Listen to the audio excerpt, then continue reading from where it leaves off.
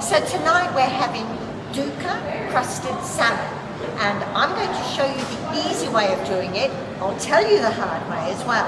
Now we do have a few bits and pieces to get, mostly salmon and Dukkah, so we're just going into the supermarket. So this is a large Woolies and they do have fresh fish, except it's now nearly 7 o'clock and they've either run out or they've packed it away.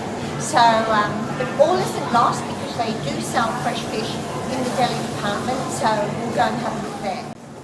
Okay, so I found two options for the fresh Tasmanian salmon. We've got one with skin on, and that's 280 grams, one with the skin off, and that's 300 grams. I actually don't eat the skin, but it's okay because it's easy to take off when it's cooked. I think today we'll go for the skin off. That gives you 300 grams, 150 grams each, and that is plenty. Oh, I found Dukkah. It's on with all the spices. So here it is, and we've got one pistachio Dukkah with thyme, and we've got one almond and cashew. I don't know what spices are in that, but anyway, so we've got to pick one of these. I like the idea of this one actually. Maybe we'll go for the pistachio one. But anyway, so okay, we've got the salmon, now we have the Dukkah.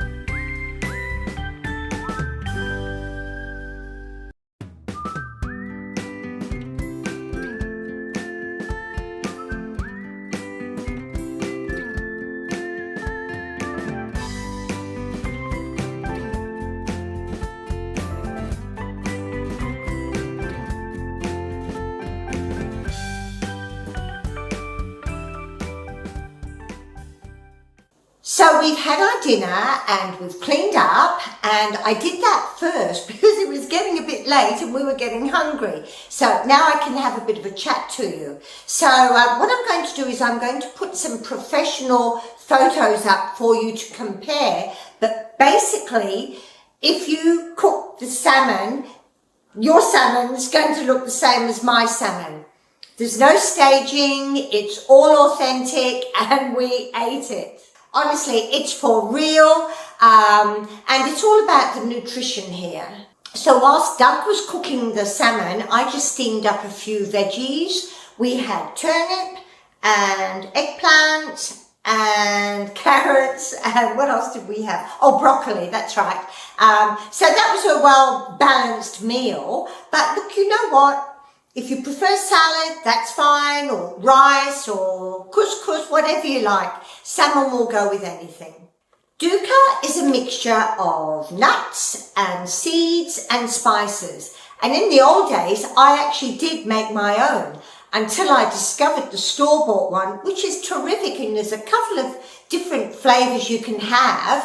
And I might mention, on the box, it actually recommends it for using it to coat salmon. And then Tzatziki is a Greek dip, which is made from Greek yogurt, grated cucumber, garlic, lemon, and olive oil.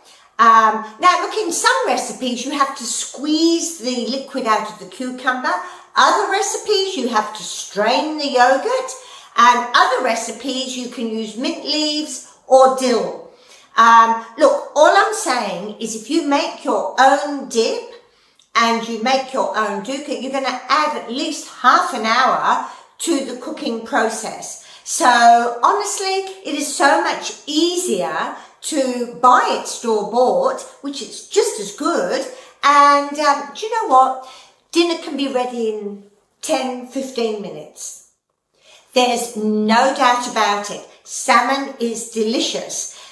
Unless, of course, you don't like the taste of fish. Some people just don't like the fishy taste. But I will say that salmon's not quite as fishy as others like sardines or mackerels, which I love as well. Now, the salmon doesn't always have to be fresh. It can be frozen. It can be in a can. It can be smoked. And you can even eat it as sashimi raw. Not to mention there's all sorts of ways you can cook it. You can grill it, you can bake it, you can poach it, you can fry it. And like I say, you can have it raw with sashimi. The health benefits of eating salmon, and indeed any type of fish, is endless. It's suggested that you have at least 2 serves of fish a week, more if possible. I can probably manage 3. We certainly have salmon once a week. And look, I might have a tin of tuna or mackerel for lunch during the week. Yum, love it. And so to the health benefits.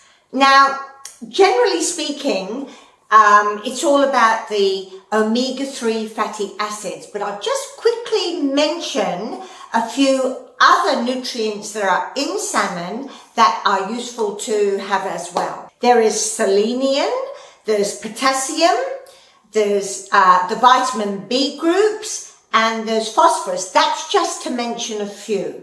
Selenium helps to protect your bone health, as does the phosphorus. B vitamins, including B12, all work together to maintain the function of your brain and nervous system. And potassium helps manage your blood pressure and may reduce the risk of strokes. Look, the nutrients go on and on and on, but it's the fatty acids that we like to focus on. The omega-3 fats protect the heart, the brain, the immune system, and the endocrine system. And I've heard it can also help reduce the risk of Alzheimer's, depression, and strokes. And did I mention antioxidants? It's the antioxidant antactylthin that gives salmon its distinct colour. Oh, and don't forget about the 22 grams of protein. Look, if you simply cannot eat fish, you can get your omega-3s from plant-based walnuts, flax seeds. Look, not as good, but it's certainly something, isn't it? And don't forget, there's always the supplements, the fish oil supplements. Oh, I just remembered, you can also get it from nori seaweed. You know that black stuff that they put around sushi? If you can eat that, that's got omega-3s as well. So there we have it. Salmon is a powerhouse of health benefits and nutrients. Look, I've shown you how easy it is to cook it. It doesn't have to be time consuming and it doesn't have to be complicated. Look, if you're not eating it now, give it a go. I'm sure you'll love it. And I bet you notice an improvement in your health. So now I have to think of another easy recipe that I can recommend. I was thinking about breakfast overnight oats, or maybe chia pudding or something. It's something that we like and it's easy and delicious. So maybe I'll have a look and I'll bring out one of those recipes for you. So I hope you'll join me for that. In the meantime, thanks very much for joining me this time, and I hope you're well, and cheers for now. Okay, bye. Bye-bye.